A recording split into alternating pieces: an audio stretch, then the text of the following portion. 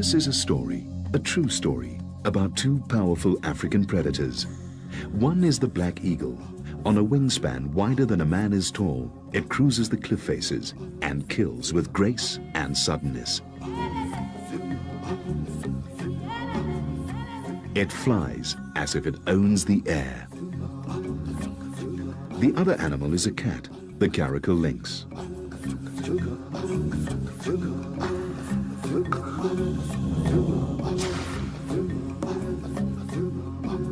Some of its prey is the same as the eagle's.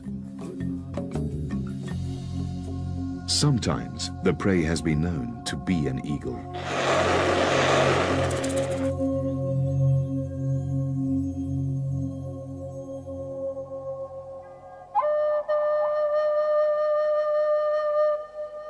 July in South Africa. Winter, with morning snow on the peaks of the mountains. Snow that falls at night and melts during the day.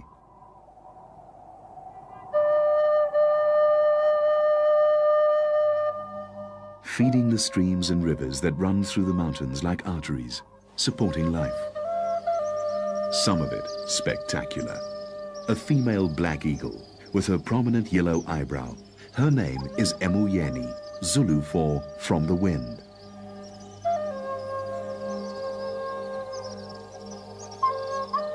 Her mate, Kwatele, the cross one. Like most male birds of prey, he's slightly smaller than the female, but his wingspan is still nearly 2.5 meters. The pair command an entire mountain gorge.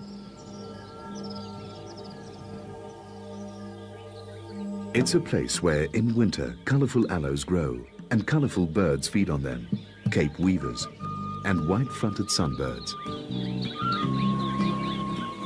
Insects thrive here at the base of a rich food chain, with the black eagles at the top. They're also at the top of the gorge itself, high up a cliff face, with a 3-week-old chick in a nest, which they constantly refurbish with green branches.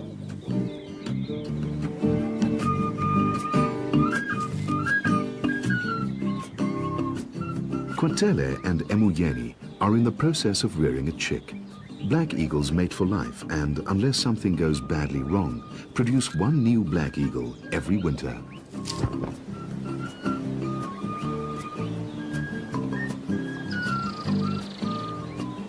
Emuyeni's main task is to stay with the chick and shelter it from the sun, which can be very hot, even in the winter.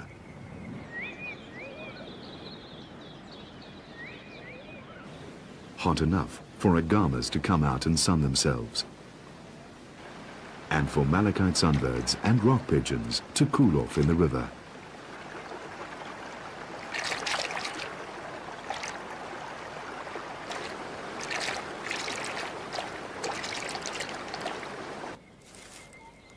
It is in these cooler winter months that black eagles do most of their nest building.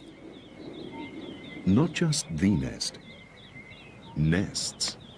Emuyeni and Kwatele have a surplus nest, about 20 meters straight down the cliff face. Even though black eagles only produce one chick a year and only need one nest, they may have up to 3 nest sites spread across 10 kilometers of mountain range. And they put just as much energy into maintaining it as into the nest where the chick is kept.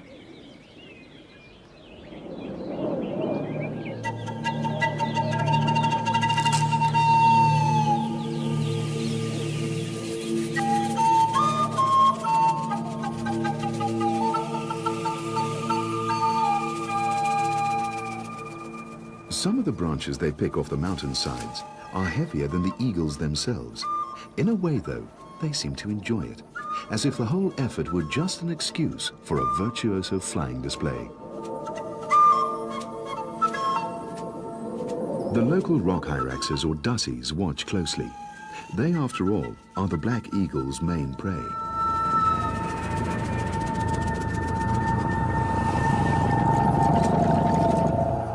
Temporarily neglected, the chick grapples with leftover prey items.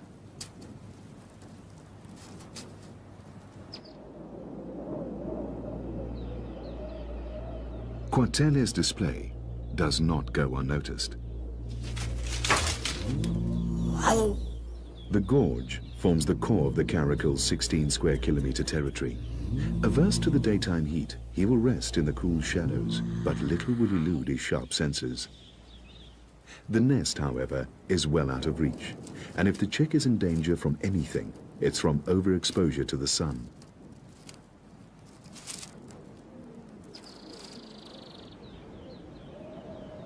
But Emoyeni knows precisely how long it's safe to leave the chick without shade, and how much time she can devote to her nest building.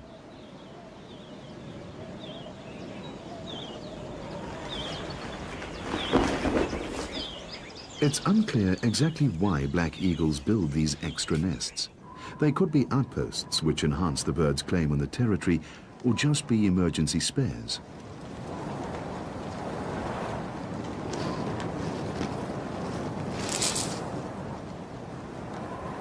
The second nest almost seems like a pastime for them.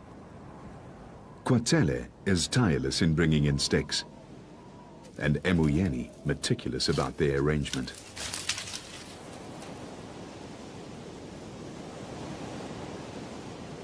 It's not just a one-season effort. These nests last and are built and rebuilt for years, sometimes for generations.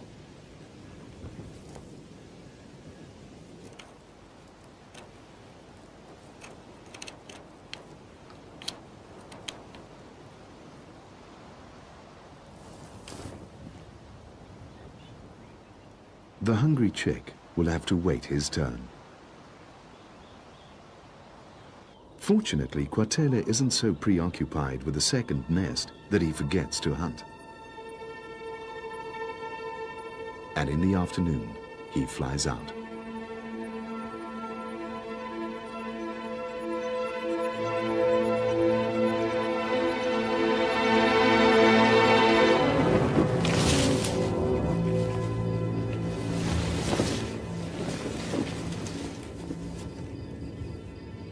But life does not submit easily in these mountain crags, and fortune plays to Kwatele's hand as he strangles the hare.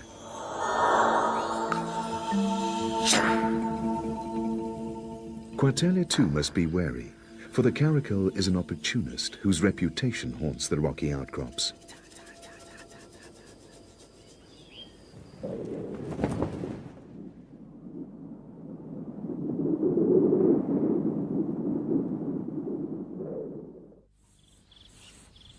The high walls of the gorge bring in the evening.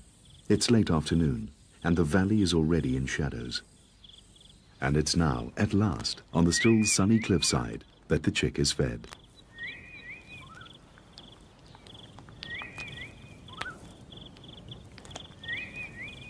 It's now, too, that the caracal begins its daily descent into the valley. It's cooler down here, and a male long-tailed widow bird finds time to preen the feathers it uses for its mating display. A marsh owl makes its first catch of the evening.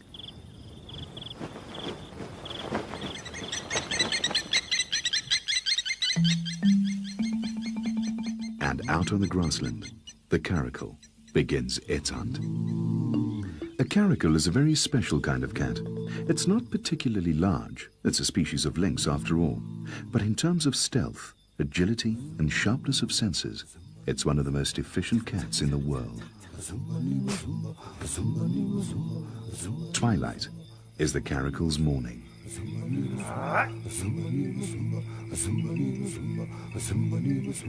There's a long night ahead, stalking through the grass with ears that scan the landscape like aerials.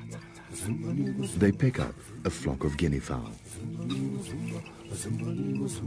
The rest is down to sharp eyes, silence, and impeccable muscle control.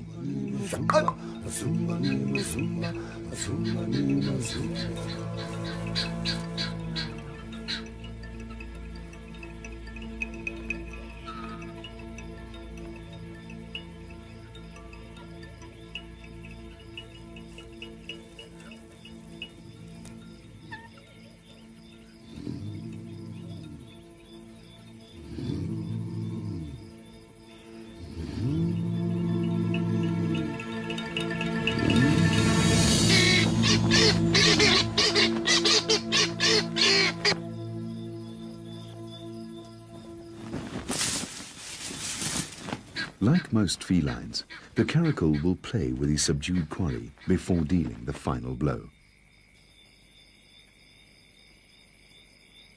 A solitary animal, at home in any terrain, the caracal can catch dussies and rabbits on the mountainside as easily as guinea fowl and hares down here.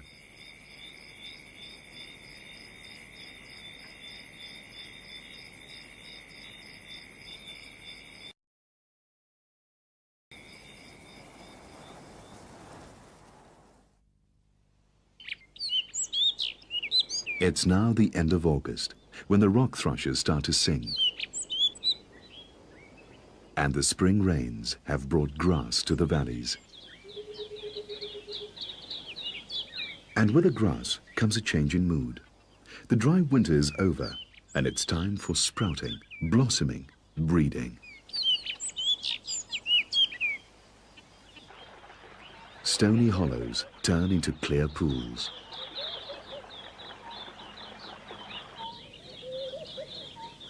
The dussies mass produce young.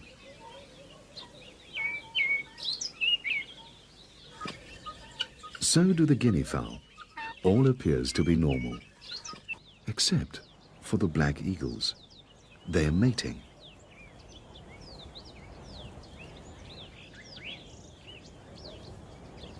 And collecting green sprigs for the alternate nest, something they would never do unless they plan to lay in it.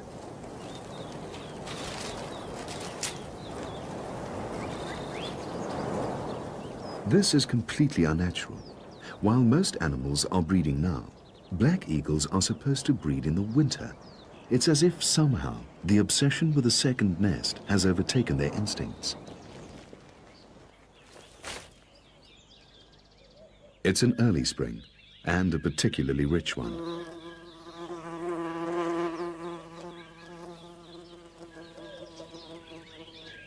But there's no record of black eagles breeding while they've still got a youngster on another nest.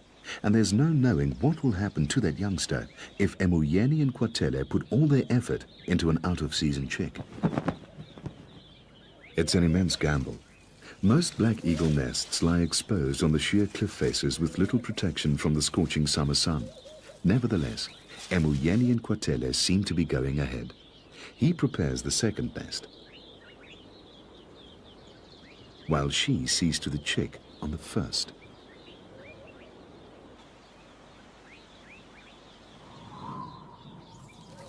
Kwatele fetches sticks for the first nest too.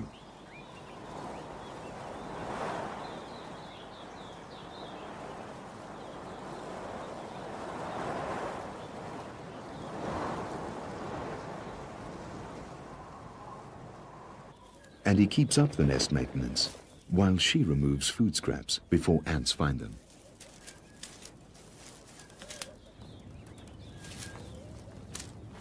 But what will happen when there's a new chick on the lower nest?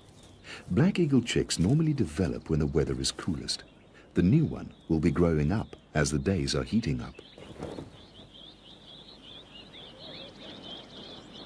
Our juvenile will be getting ready to fledge and will need a lot of attention. Even after he does fly, he'll need to be fed for about 3 months. It's now late spring, and the soft early morning sun encourages the eagles to bask on the cliffs.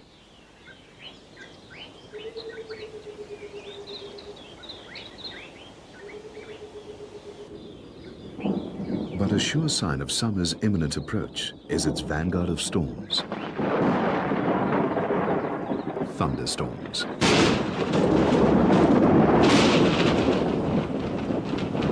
When the storm season hits, the eaglet, now a mottled juvenile, is 3 months old and about a week away from fledging.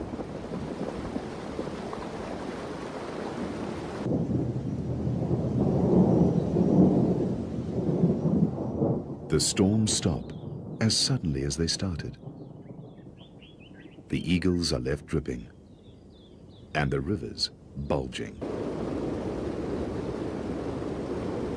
A painted lady dries its wings. An agama in its full breeding colors eyes a potential meal.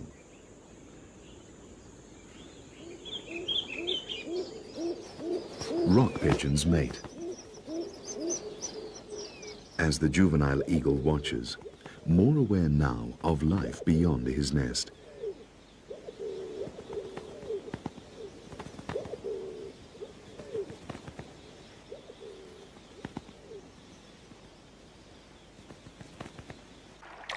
Malachite sunbirds make the most of the brimming rivers.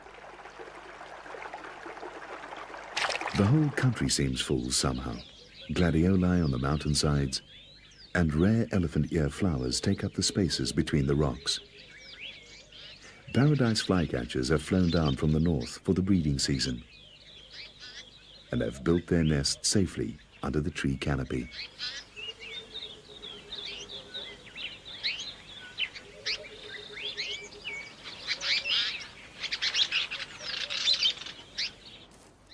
But the only shade here is the shade Emuyeni makes herself. In a nest fully exposed to the South African summer sun, she has laid her eggs. There are 2 of them, produced 4 days apart about 40 days ago, which means that the first will be hatching any day now.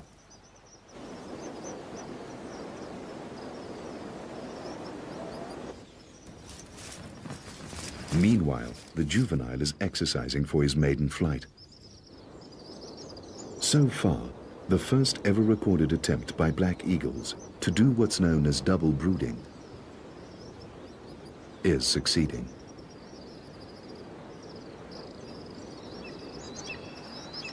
Even though Emuyeni, panting heavily, seems to be suffering severely in the sun, there's hardship for Kwatele too.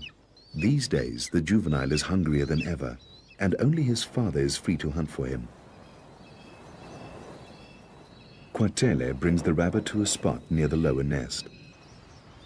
Emuyeni leaves her eggs for a short while, for it is she who must deliver the food to the juvenile.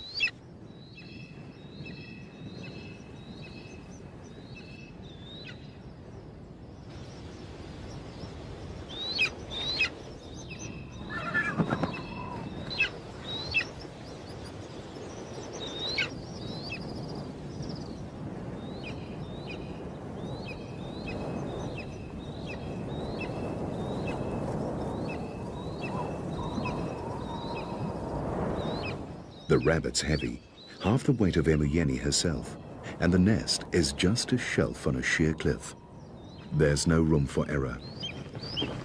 The juvenile seizes the rabbit. Kwatele seems to celebrate a rare moment of leisure with an aerial display.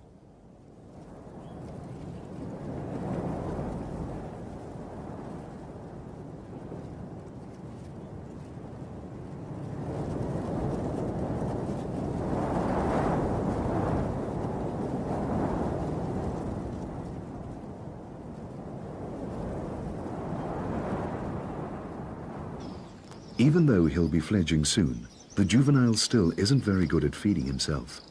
This is one reason why he'll still need his parents when he leaves the nest.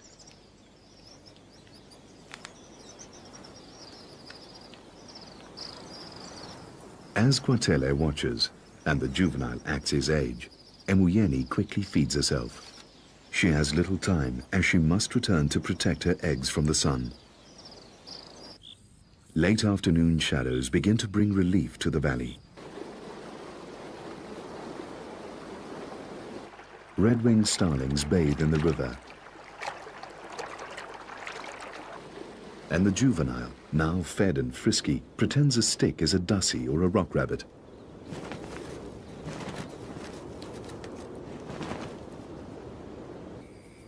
And catches a glimpse of the caracal, beginning its evening hunt.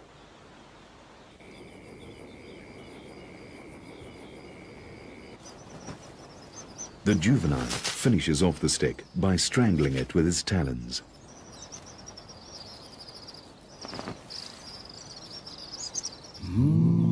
And the caracal makes its daily descent to the grasslands.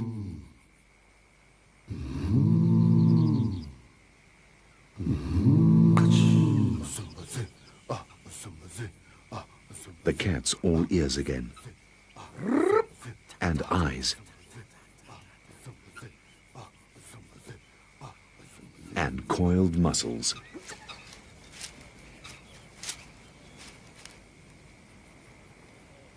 But even a caracal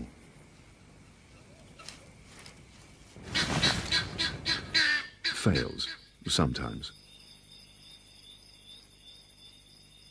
The coming darkness is the caracal's ally, and there are many hours left to try to secure a meal.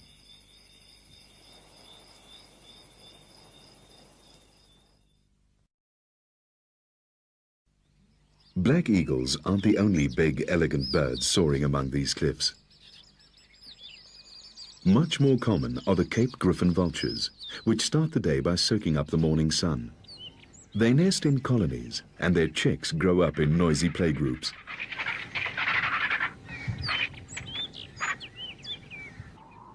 And even when they're adults, they still hang around together, going every day to bask in places where vultures have basked for millions of years.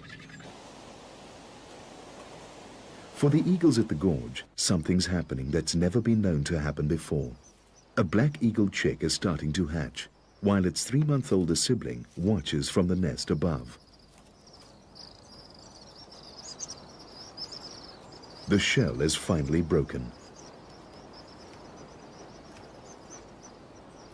The chick is wet, and before it can eat anything, it'll have to dry out and fluff up.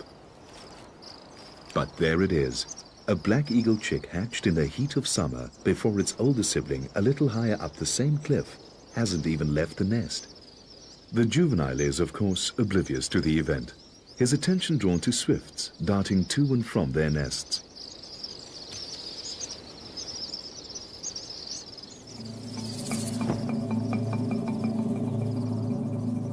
For Quatele, the sight of the chick triggers a change in his behavior. In an unprecedented move, he attacks his own offspring. Emuyeni puts a stop to his aggression, but he's still agitated. Not only must she protect her chick, but also her chick's food. There's always a chance Quatele might take it. He strikes again.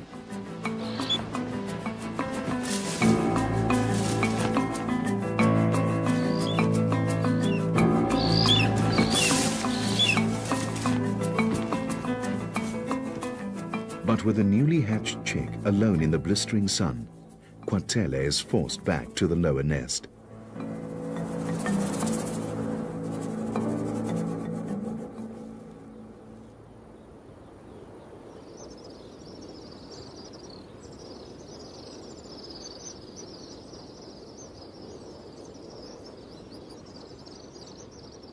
Her juvenile safe from further attack, Emuyeni takes the prey to the lower nest, leaving the bewildered juvenile to regain his composure.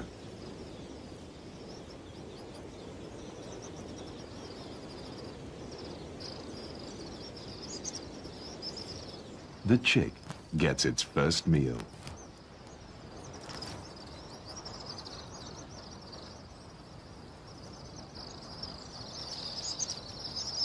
His father's drastic change of attitude has had at least one useful effect on the juvenile. Fledging has become a matter of priority. And he suddenly makes his first awkward flight. And his first clumsy landing.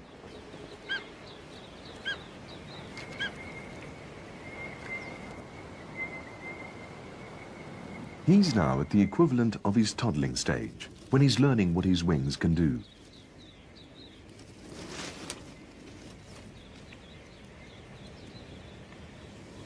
This should last a few months, with his parents looking after him, feeding him, and showing him how to hunt. But instead, for 3 days they leave him on his own, learning the tricks of the wind. While Emuyeni and Quatele concentrate on the newcomer in the lower nest, and on the other egg, which is now holed, and on the verge of hatching.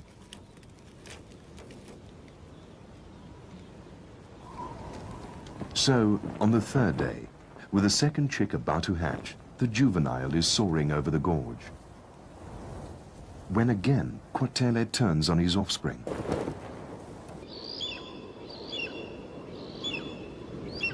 This is a father that should be teaching his fledgling how to hunt, how to fly, how to eat. Instead, Quatele seems intent on driving him away. The possibility of an injured bird seems to interest the caracal, who watches the struggle intently. For the juvenile, it's the aerial equivalent of sink or swim. In trying to dodge Quatele, he displays flying skills far beyond his age. Then, Emoyeni leaves the chick and the unhatched egg, and this time, instead of defending the juvenile, mimics her mate's behavior.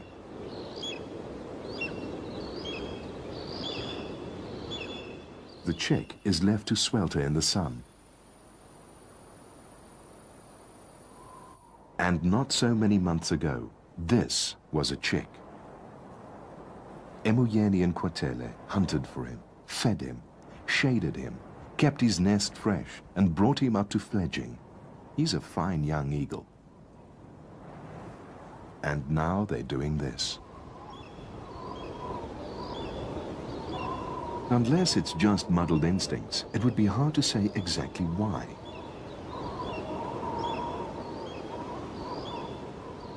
A juvenile that hasn't been taught to hunt would seem a lot less threatening to the chick than, for instance, the hot sunshine.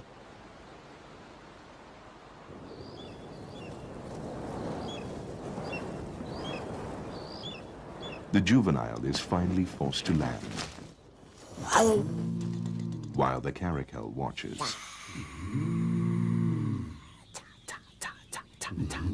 The one thing the young bird has yet to appreciate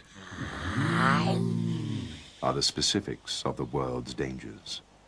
As soon as the juvenile launches again, Quatele is after him, although there's at least an uncharacteristic attempt to strike back. And Emoyeni returns at last to make some shade.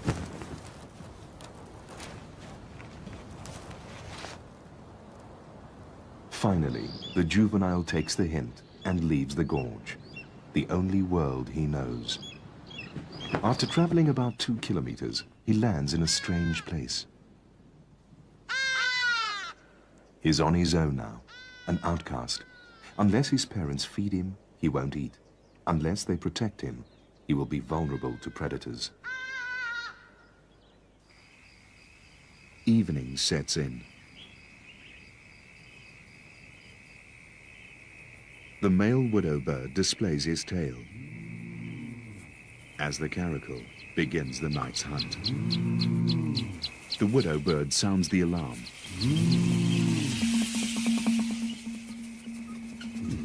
The guinea fowl react without knowing what or where the danger is.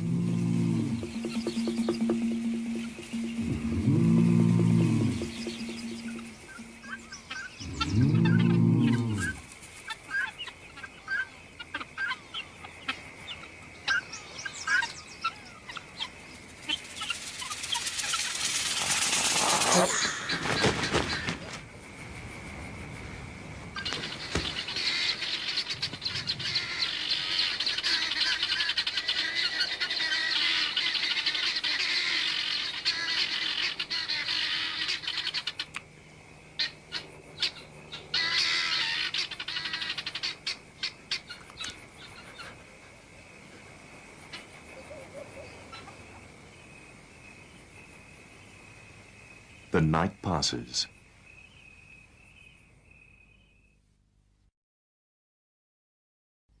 And the griffon vultures bring in the dawn. And at the gorge, what the dawn has brought is another new black eagle chick. The second egg cracked during the night, and Emoyeni now gives the new chick its first meal.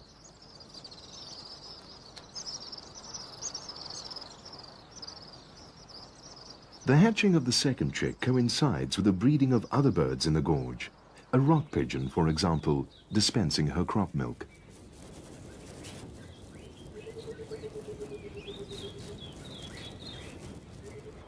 The new chick means a lot more work for Quatele, and more time spent searching the cliffs and crevices for food to feed his expanded family.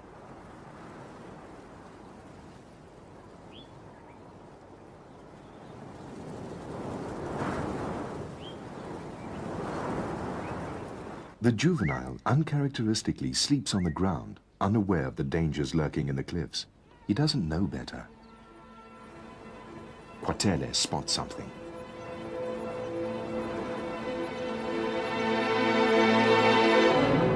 And snags it, a guinea fowl. And then he takes it, not to the nest, but 2 kilometers away. To the juvenile.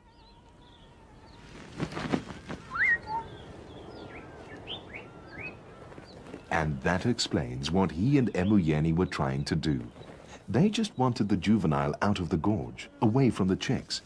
Quatele will still feed him and help raise him after all. Back at the nest, there's prosperity too. Could these eagles actually break all the rules and produce 3 offspring in 1 year? It's highly unlikely. Black eagles almost always lay 2 eggs and have 2 hatchlings. And the larger one, the firstborn, almost always kills its sibling. It's called the Cain-and-Abel struggle. And in this nest, with Emuyeni seemingly unperturbed, the elder chick, Cain, is well on its way to doing what its genes command it to do. The juvenile's genes, meanwhile, are commanding him to practice grabbing, to anticipate hunting.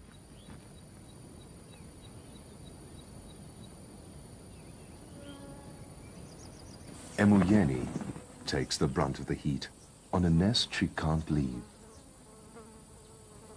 At a time of year when she shouldn't by rights be stuck there.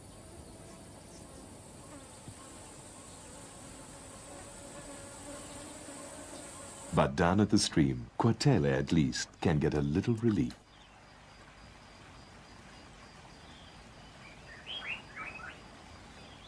It's too shallow for a bird this size to immerse himself in, but he can wade and sit in the water.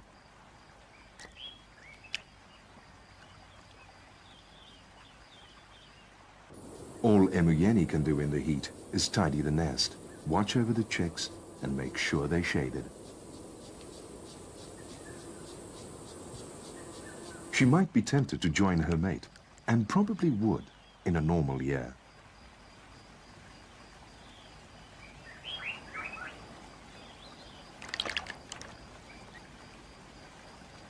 But now, she can only wait for Quatele to feel refreshed enough to relieve her at the nest.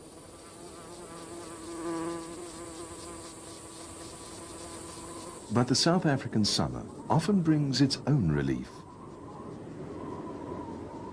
In the form of winds blowing down over the hills.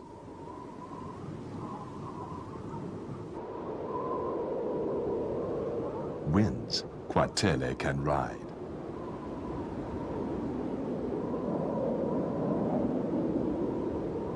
Eagles do seem to enjoy wind and the kind of acrobatics it allows.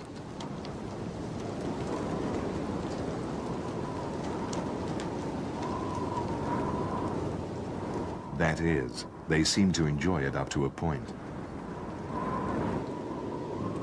Until it escalates and turns into a full-blown storm.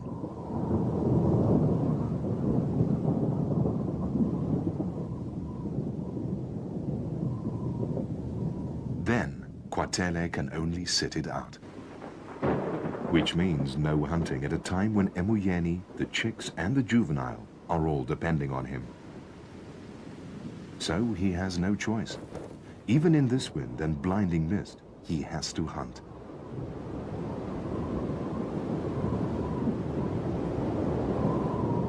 But on the ground, the caracal appears to thrive in the storm's confusion. It quickly flushes out a nervous rock rabbit, and just as quickly loses it.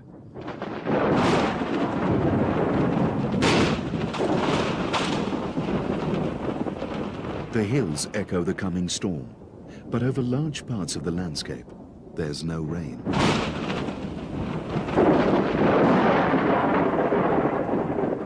The sky might as well be tossing down lighted matches, because soon, large parts of the mountain landscape are on fire.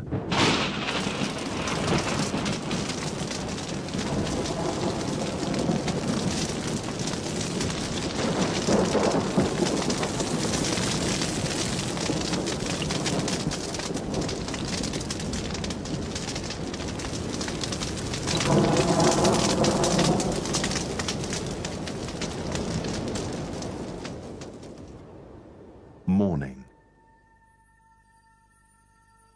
and devastation.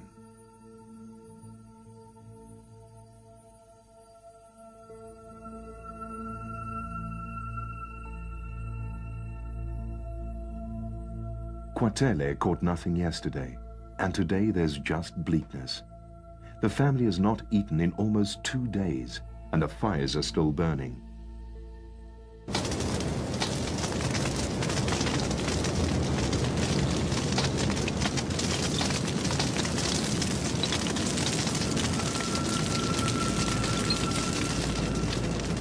At the nest, there's a hungry mother and 2 hungry chicks, one faring far worse than the other.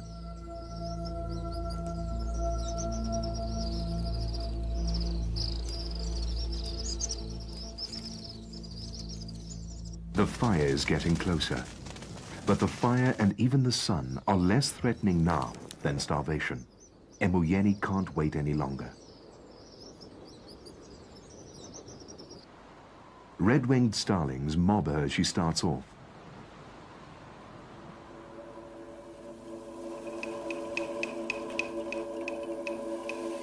She soon sees why Quatele hasn't brought any food.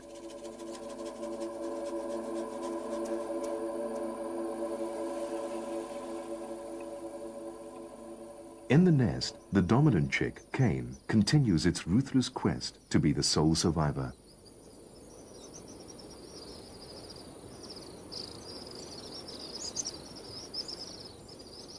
Quatele's hunt has carried him into unknown territory, and he is mobbed by a resident sparrowhawk.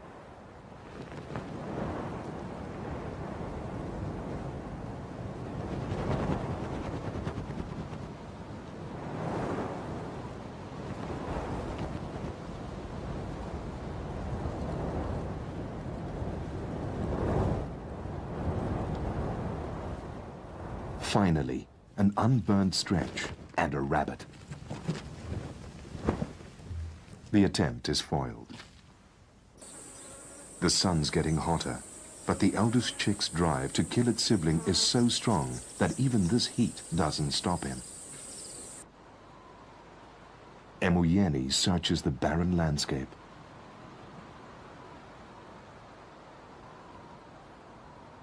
Why, it might be asked, do black eagles always lay 2 eggs when one of the resulting chicks is destined to kill the other?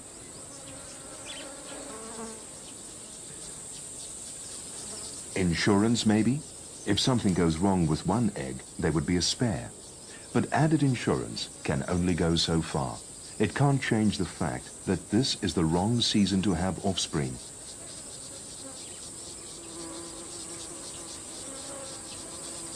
The sun is too hot.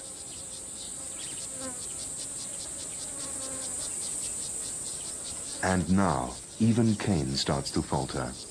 The younger chick will not live, but this chick's survival is also far from assured.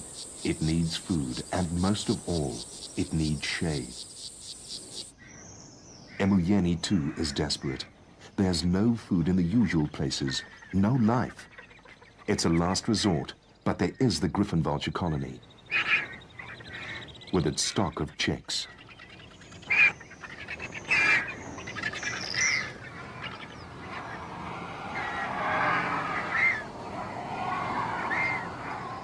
But the age-old conflict between black eagles and Cape griffons has sharpened the griffon senses. They are seldom caught unawares.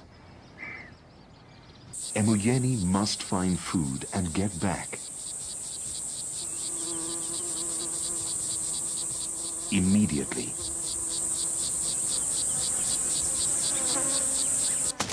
But the grass fires have spread way beyond the home gorge. And even the caracal has been pushed out of its own territory.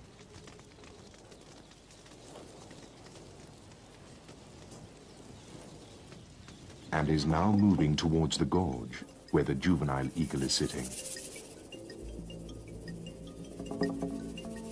At the sight of this unusual intruder into his gorge, the juvenile's hunger is instinctively joined by fear. Unsuccessful in their hunt, Quartele and Emuyeni begin their long flight back to the two young chicks. Cain is desperate and searches the horizon for any sign of his parents. His younger sibling brother has almost succumbed to the heat. But fortune is to be on the side of the juvenile, because as Emuyeni and Quartele fly over his gorge, they spot the caracal and see a critical situation unfolding. The juvenile's senses warn him.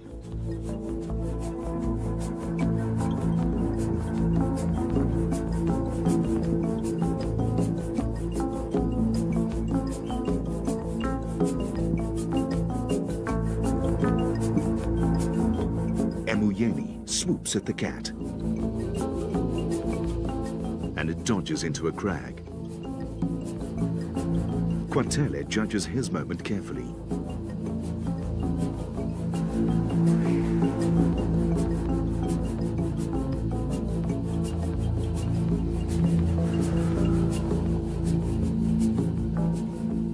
But this is a conflict born over timeless generations, and the caracal knows the trees will shield him from the raking talons.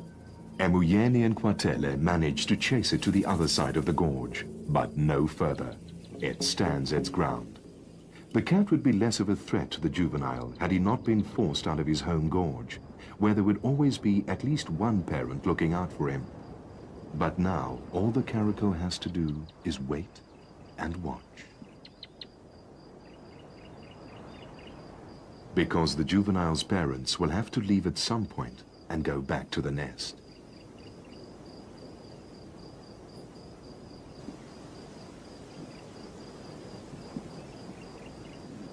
By the time Quartele and Emuyeni reach their nest, the late afternoon shadows have crept up the cliff to provide some relief from the relentless sun. They return to a terrible scene. The younger chick is dead. Quartele lashes out at his mate.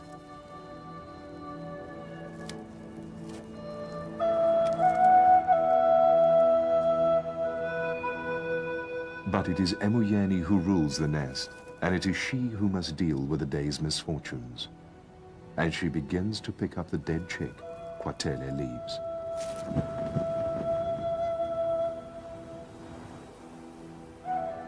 He looks down on a most unusual scene, never before captured on film.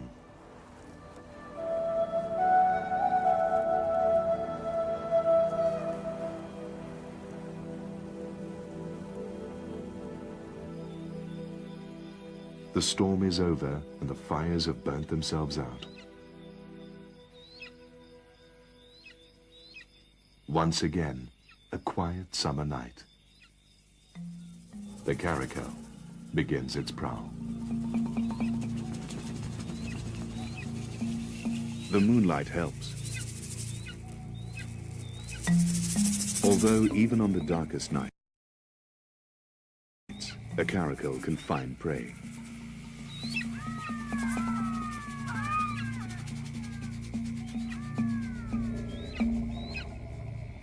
The faint chirping means the juvenile hasn't moved. The caracal follows its ears.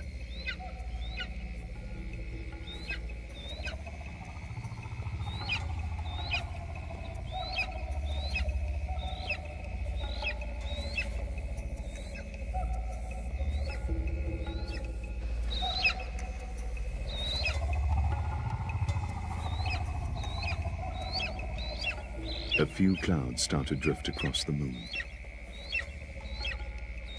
In the near total darkness, the caracal makes his kill.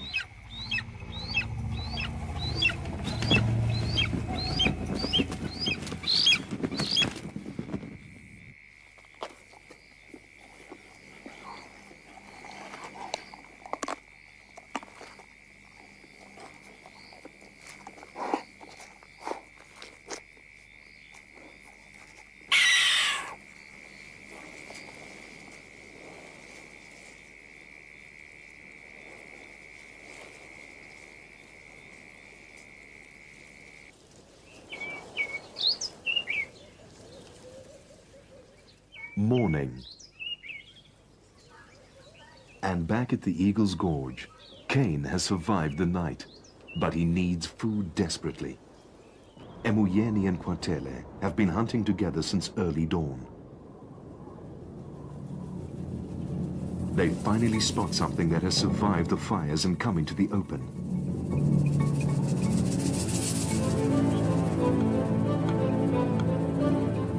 In a true display of Black Eagle cooperative hunting, Emuyeni flushes the quarry out, and Kwatele strikes behind her.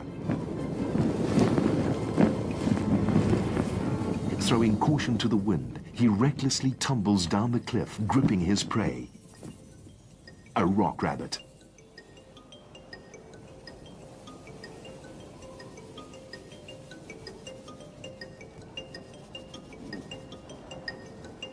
Their only hope today was teamwork. Anything they saw had to be caught, and their chances increase when they hunt together. But once again, they have both been gone from the nest for a long time. But it's been a gamble to save the original gamble, the decision to breed out of season. The risk was leaving their surviving chick unattended in the summer sun. They may have pushed their luck too far.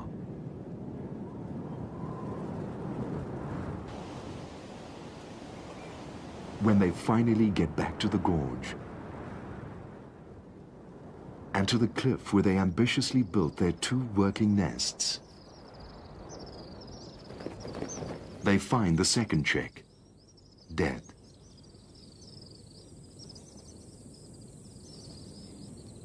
It's Kwatele who's first to the nest and the body. He takes in the total failure at their attempt at summer breeding.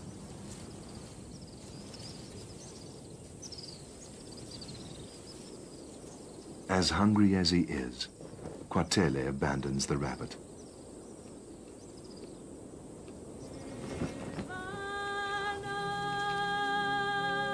He leaves it and the dead chick to Emuyeni.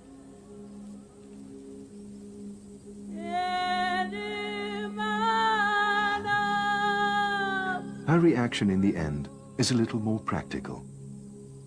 She has a fresh rabbit. And she also has another hungry offspring. The juvenile, the one she started with, and one that's also suffered greatly from the experiment in double brooding. Attacked by his parents and ultimately exiled to another gorge, defenseless, not knowing how to feed himself and never knowing when or if another meal would be flown in. Emuyeni lands at the place where she last saw the juvenile. But the familiar calling of the juvenile does not greet her.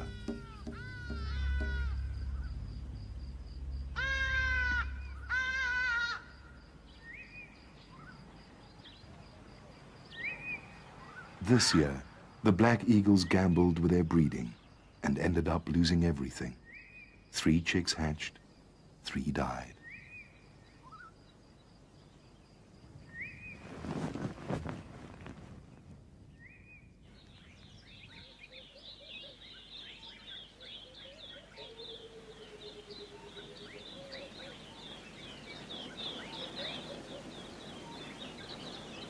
They can rest now,